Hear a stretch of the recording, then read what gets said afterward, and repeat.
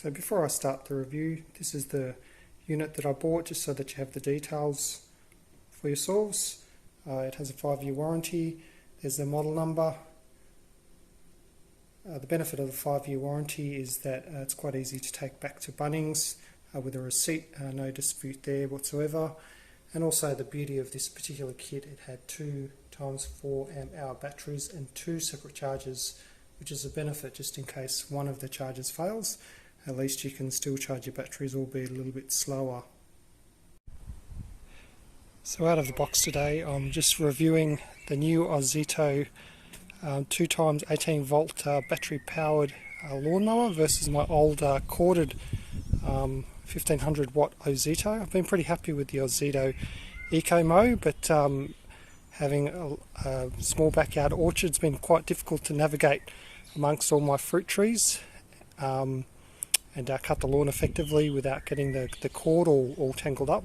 So I've switched over to this cordless Ozito. Got a good bargain from Bunnings for it for $228. Primary reason for buying it was the kit that it came in order to support a chainsaw that I've also bought and will be reviewing later on. So this little unit's been pretty good. I've mowed the front lawn, and just had to go at the back lawn as well. So my first impressions with it, the batteries lasted quite well. As you can see with the lawn that I've done so far, the main benefit of it is even though it's a slightly smaller unit than the other unit, you've got to change the catch bag a little bit, and it felt a little bit smaller out of the box than I anticipated. But it actually has a lot of flexibility to manoeuvre around the garden, particularly if you have lots of obstacles around the joint and kids' toys that are on the grass that you have to pick up frequently. So as I scan through here, you can see the job that's been done so far. It's a pretty good cut, and it's lasted me the front yard and the backyard. As you can see over here, I've got a job ahead of me in terms of testing the Ozito 36 volt chainsaw that I bought from Bunnings as well, so I'll share that with you as a review later on. But just in terms of running the engine, I'll show you that as well.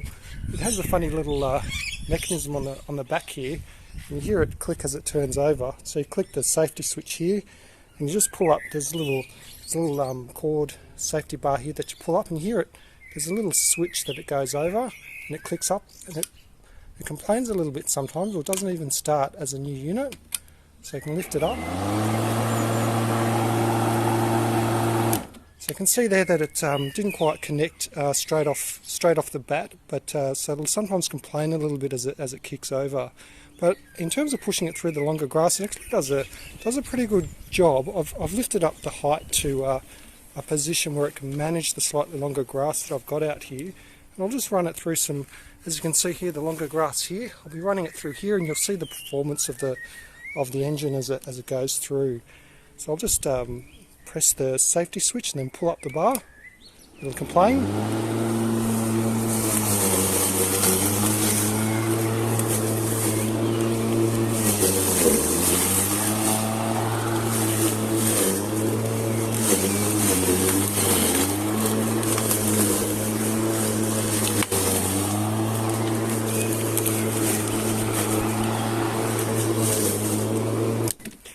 As you can see there, the difference between the mowed grass and the unmowed grass, it does a reasonable job at doing it. And once the blades are spinning, it actually performs quite well as long as you don't run it in super long grass. The performance is probably similar to my corded one, except it's slightly smaller, takes a little bit longer to push around because of the smaller blade. But other than that, I'm pretty happy with it in terms of the price and also the interchangeability of the batteries. I bought this skin effectively for the batteries to attach to my chainsaw because the standalone batteries are a little bit more expensive. But other than that, pretty happy with the unit. So I'd give it a thumbs up at this stage, particularly because I need the flexibility and manoeuvrability around the garden because of all my fruit trees.